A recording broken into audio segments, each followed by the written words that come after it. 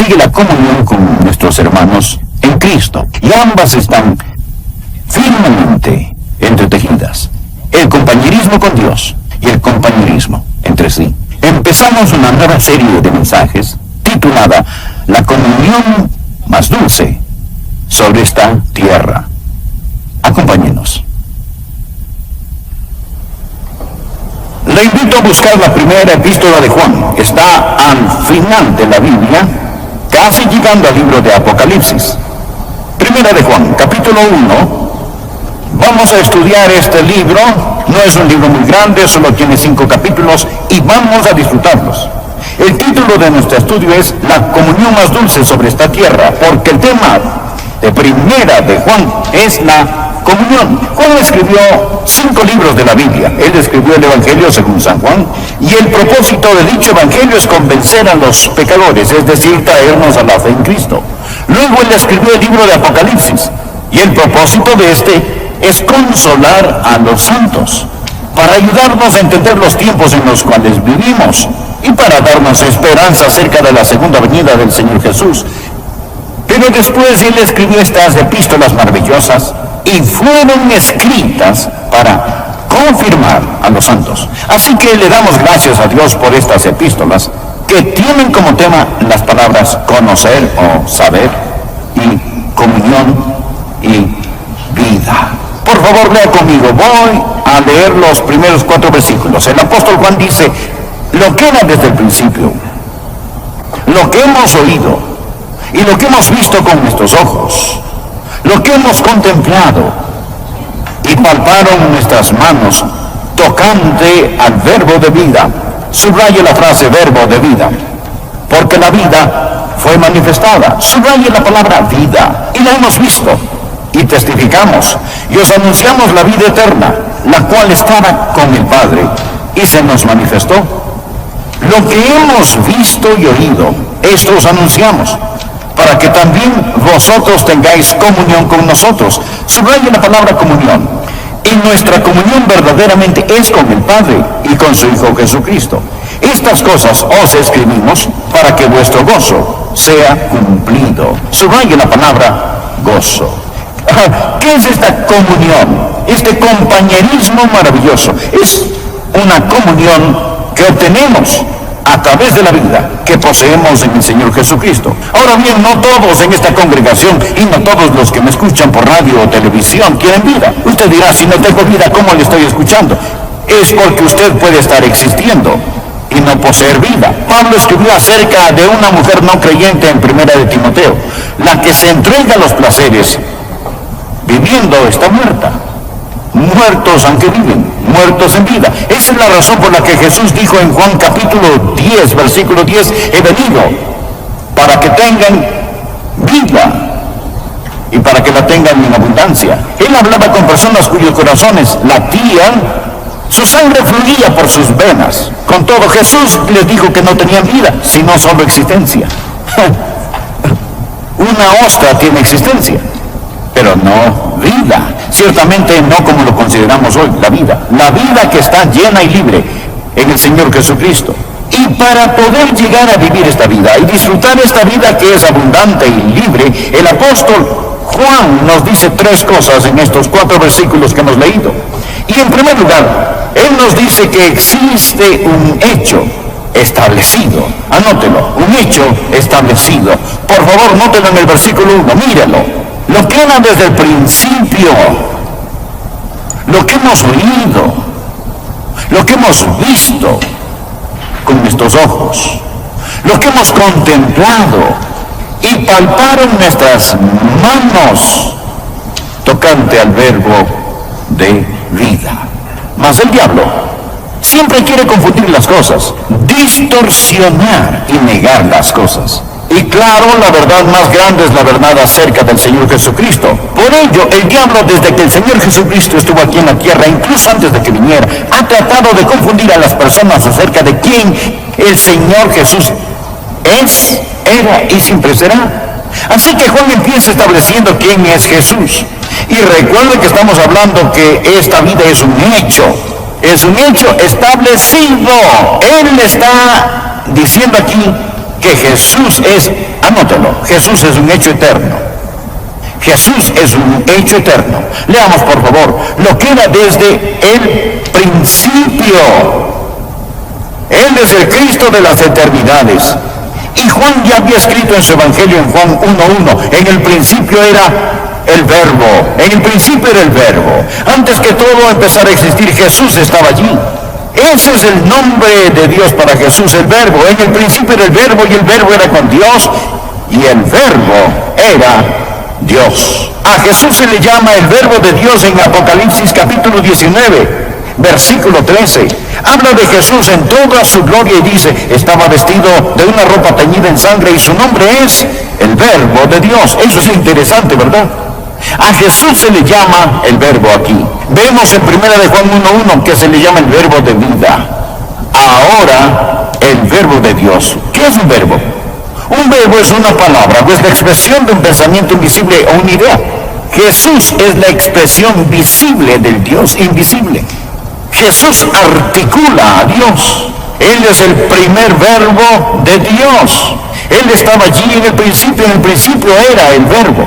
Él testifica en el libro de Apocalipsis que Él es el Alfa y la Omega, el Verbo de Dios, el Alfa y la Omega. ¿Sabe usted lo que esto significa? La primera y la última letra del alfabeto griego son Alfa y Omega. Si Él hablara hoy nos diría que Él es de la A a la Z. Tengo cientos y cientos de libros en mi biblioteca. Todos ellos están compuestos de solo 26 letras. Todo pensamiento en mi biblioteca está compuesto de 26 letras. Lo que Jesús está diciendo es, yo soy el alfabeto de Dios. Todo lo que Dios va a decir, Él va a decirlo a través de mí y por mí. Jesús es el primer verbo de Dios, el verbo completo de Dios y el último verbo de Dios. El libro de Hebreos nos dice, en estos postreros días, Dios nos ha hablado por el Hijo. Cuando usted dice Jesús, usted lo ha dicho todo, usted no puede decir más, no necesita decir más. Toda la revelación de Dios se encuentra en el Señor Jesucristo y Él es un hecho eterno. Amigo, Él es el verbo que existió antes que todo fuese creado. Él es la expresión visible, física del Dios espiritual e invisible. Pero no solo es Jesucristo un hecho eterno, por favor anótelo. Jesús es un hecho físico. Es muy importante que usted lo entienda. Note lo que Juan está diciendo, lo que era desde el principio, lo que hemos oído, lo que hemos visto con nuestros ojos y lo que hemos contemplado y palpado en nuestras manos tocante al verbo de vida.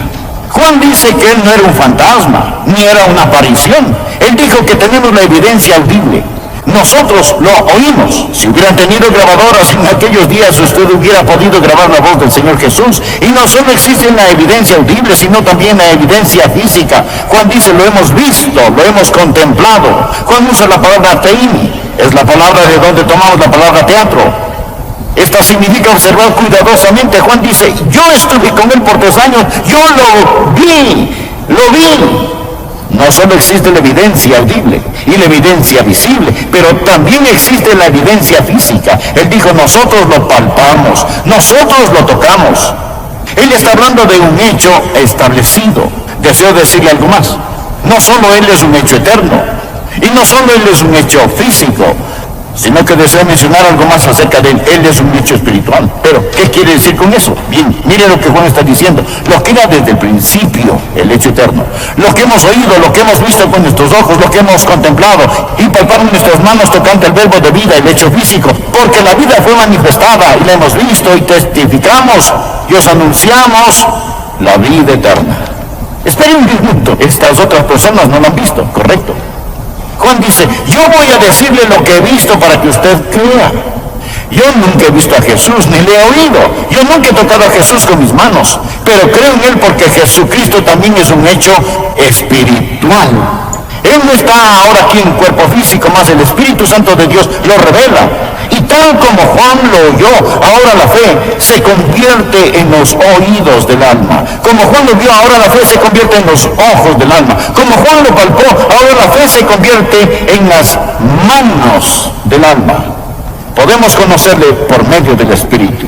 Permítame darle un versículo. Juan dice en 1 de Juan capítulo 5, versículo 9. Si recibimos el testimonio de los hombres, mayor es el testimonio de Dios, porque este es el testimonio con que Dios ha testificado acerca de su Hijo. Hoy, Dios envía al Espíritu Santo a testificar de las palabras de los apóstoles. Y nosotros tenemos las palabras de los apóstoles. Juan asegura, lo que hemos oído, lo que hemos visto, se lo declaramos a ustedes. Y luego la Biblia dice, si recibimos el testimonio de los hombres, mayor es el testimonio de Dios. Y hoy no dependo de la oratoria, ni de la ilustración o lógica para convencerle. Gracias a Dios, el Espíritu Santo está aquí para afirmar lo que digo es verdad. Ese es el testimonio de Dios. Jesús es un hecho eterno, Jesús es un hecho físico, Jesús es un hecho espiritual y el Espíritu Santo de Dios testifica del Señor Jesucristo. ¿Y qué es esta vida? El primer punto es un hecho establecido. Segundo punto, es una comunión vivida. No solo un hecho, sino una comunión. Por favor, noten los versículos 2 y 3, porque la vida fue manifestada y la hemos visto y testificamos y os anunciamos la vida eterna, la cual estaba con el Padre y se nos manifestó. Lo que hemos visto y oído, eso os anunciamos, para que también vosotros tengáis comunión con nosotros. Ahora, Juan quiere compartir. Juan dice, yo lo vi y ahora quiero compartirlo. Y si alguien lo ve, oye y conoce, desea compartirlo. Amén. Por eso se nos llama testigos y no abogados. Un abogado defiende un caso, un testigo dice lo que él ha visto y oído. La única persona que no puede dar testimonio es aquella que no ha visto ni oído nada. Luego él dice, hago esto para que ustedes puedan tener comunión. ¿Qué es la comunión? La comunión no es café con pan. La comunión no es dos personas o dos compañeros pasándola bien. ¿Qué es la comunión? Esta es una palabra muy técnica, para que también vosotros tengáis comunión con nosotros. Es la palabra griega koinonia. Permita que esta palabra esté en su mente, necesita estar en su vocabulario. Koinonia, y significa tener cosas en común.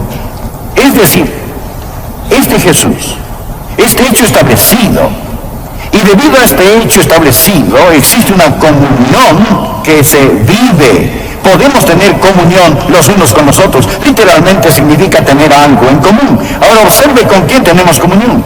Note, él dice en el versículo 3, nuestra comunión verdaderamente es con el Padre y con su Hijo Jesucristo. Bien, pero eso plantea una pregunta. Nada, Él es santo, yo soy impío. Él es omnipotente, yo soy un gusano. ¿Y cómo puede Adrián tener comunión con Dios? Sin embargo, el apóstol Juan afirma, nuestra comunión es con el Padre. Yo no tengo nada en común con el Padre.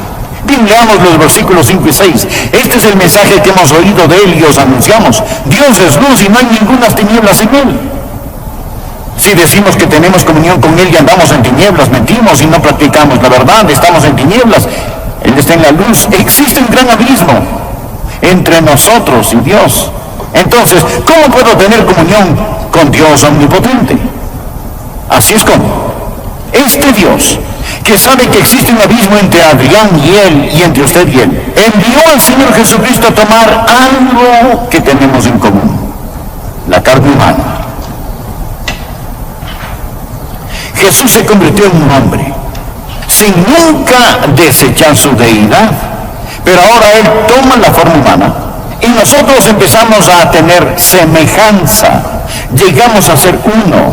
Él toma la naturaleza del hombre, para que yo pueda tomar la naturaleza de Dios. Y Él dice en 2 Pedro capítulo 1, versículo 4, le fascinará esto, para que llegasen a ser participantes de la naturaleza divina. Participantes de la naturaleza divina.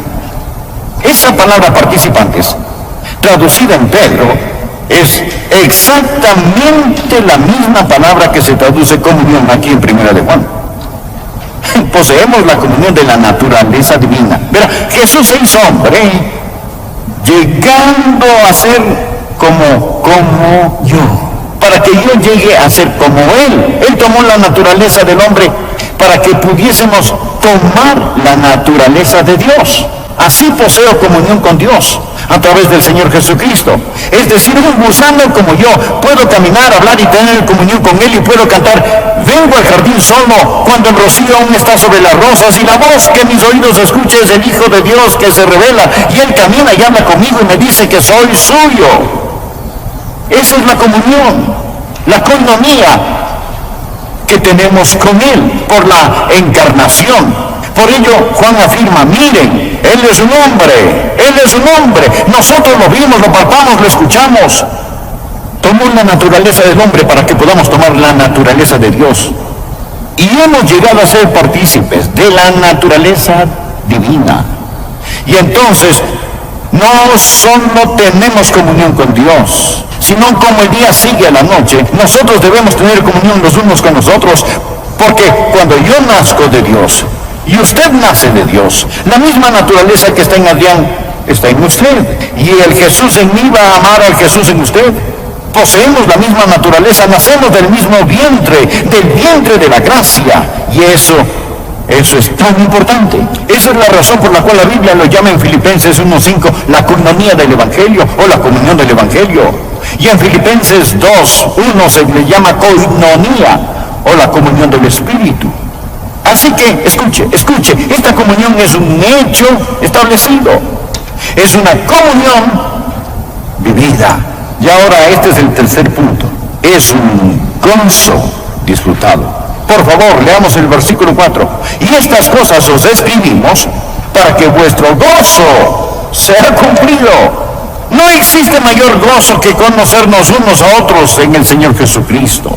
Por ello, titulamos esta serie La comunión más dulce sobre esta tierra. Ahora bien, no sé todo acerca de usted ni de las personas que me escuchan, pero diré esto: padres y madres desean gozo. Usted anhela gozo. Aquí es donde se encuentra el gozo. Juan testifica, por eso escribí este libro, para que usted pueda tener gozo. Una mujer perdió las llaves de su casa, no podía encontrarlas. Ella buscó por toda la casa y no las encontró. Luego miró en su bolso y allí estaban. ¿Sabe por qué ella no las encontró antes de mirar en su bolso? Estaba buscando en los lugares equivocados, porque las llaves estaban en su bolso. Usted puede buscar el gozo, pero no lo encontrará hasta que lo busque.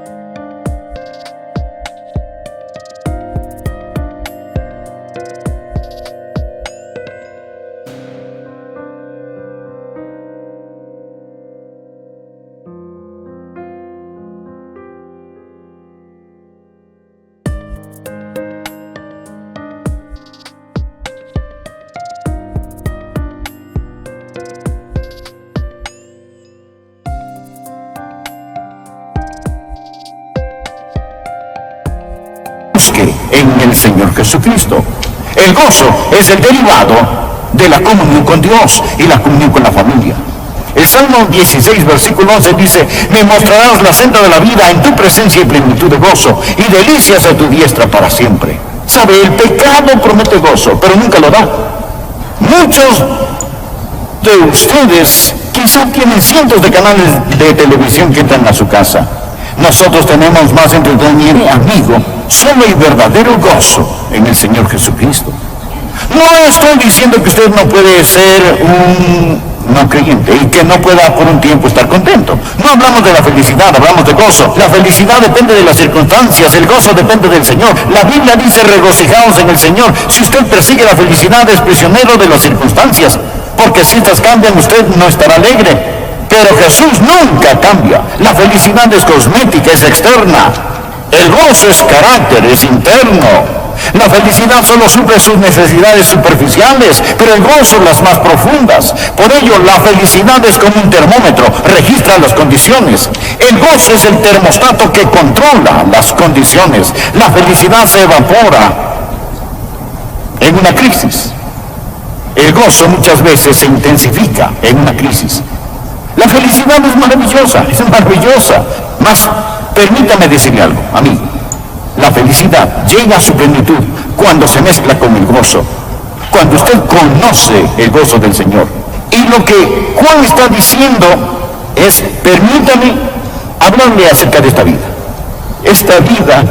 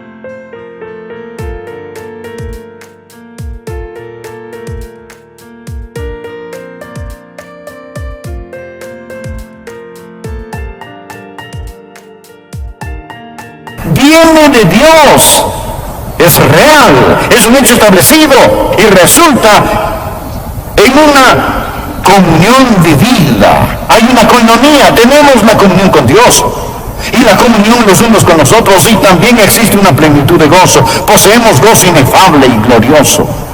Permítame decirle esto: Jesús, amigo, es el verbo de Dios. Él es el verbo de Dios. Y Él está hablándole, Él está comunicándose. Él es el verbo de Dios. Digamos que Él está transmitiendo hoy en la estación B-E-R-B-O, verbo. Él está transmitiendo. Y Él está transmitiendo porque Él le ama. Dirá usted, o diría usted, que en el reino físico no existe la música en el aire solo porque su radio está apagada. Verá, simplemente porque usted ha apagado la radio, ¿no sería usted un necio si negara que hay música? ¿Diría usted que no existe solo porque la radio no está encendida? No. Permítame preguntarle. Tiene su radio encendida, está su antena bien ubicada. Jesús está aquí. Él está aquí. No diga que no lo está. Él está aquí. Y tiene mucha gente sintonizada a la emisora Verbo. Él es el verbo de la vida. Es la vida que usted necesita. Y Juan dijo: estas cosas os escribimos para que vuestro gozo sea cumplido. Le diré algo más. Yo creía en lo que creo cuando empecé a predicarlo, pero ahora lo creo mucho más. Me salvé cuando era un adolescente y Él me ha guardado todos estos años. Mas puedo honestamente afirmar